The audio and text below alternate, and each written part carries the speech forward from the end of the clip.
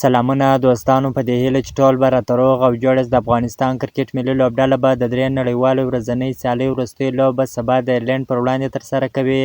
افغانستان تر دې وړاندې د ایرلنډ سره لومړۍ ورځنۍ لوبه ترسره کړې چې افغانستان لوبډلې ایرلنډ په 15 منډو په توپیر ستره ماته ورکړه، خو دویمه لوبه بیا د باران له کبله لغوه شوله. دغه لوبه ترسره نه شوله. وروستۍ لوبه بیا سبا مازدیګر ترسره کیږي. افغان لوبډله که په دریمه نړیواله ورځنۍ سیالۍ کې ایرلنډ لوبډلې ته ماته ورکړي، نو افغانستان کرکټ ملي لوبډلې تر دې مخکې هم ایرلنډ لوبډلې ته په لومړۍ ورځنۍ لوبه کې ماته ورکړې وه، نو سیریز به د افغانستان لوبډلې په ګټه پای ته ورسیږي. که دغه وروستۍ لوبه ایرلنډ لوبډله ګټي، نو سیریز به 1-1 مساوي پای ته ورسیږي. افغان لوبډله به سبانۍ لوبه کې کم بدلون رانهولي. ولې؟ د افغانستان کرکټ ملي لوبډلې په لومړۍ ورځنۍ لوبه کې د ایرلنډ پر وړاندې ډېره خوندوره، په زړه پورې زبردسته لوبه وکړه.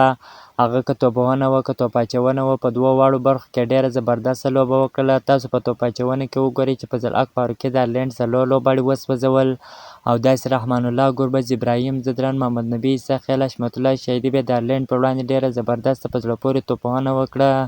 نو افغانستان کرکټ ملي لوبډله به په وروستۍ لوبه کې هم د تېرې لوبې د سکواډ سره لوبېږي. خدای دې وکړي چې د افغانستان کرکټ ملي لوبډله دغه وروستۍ لوبه وګټي. که تاسو غواړئ د کرکټ په اړه باندې تازه او مهمو معلوماتو څخه ځان خبر کړئ، نو حتما زموږ پیج سره فالو چینل درسره سبسکرایب کړئ. د نورو تازه معلوماتو لپاره زموږ سره اوسئ. تر بلې ویډیو پورې د الله په امان.